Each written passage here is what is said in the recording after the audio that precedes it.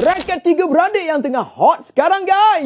Ini dia raket terbaru Apex Hard Hitter Power, Control dan Speed. Berat sama 4UG1, balancing untuk power head heavy, control slightly head heavy, dan speed kita dapat slightly head heavy. Stiffness sama medium flexible, grommet sama 76 lubang grommet, dan maksimum pun sama boleh tarik sampai 38 pound. Ketebalan shaft semua sama 6.4mm, super slim shaft dan ada teknologi Duramax Carbon. Frame sweet spot besar semua sama, ada teknologi aerodynamic wide body plus 30 tan Japan High Modulus Graphite. Setelah ditimbang performance swing weight untuk series power, kita dapat 88 kilo, control 87 kilo, dan speed kita dapat 88 kilo. So, gabungan semua ni, raket Apex Hard Hitter Power sesuai untuk attacking player, aggressive dan backcourt player. Apex Hard Hitter Control sesuai untuk all around game, dan Hard Hitter Speed sesuai untuk frontcourt player, speed,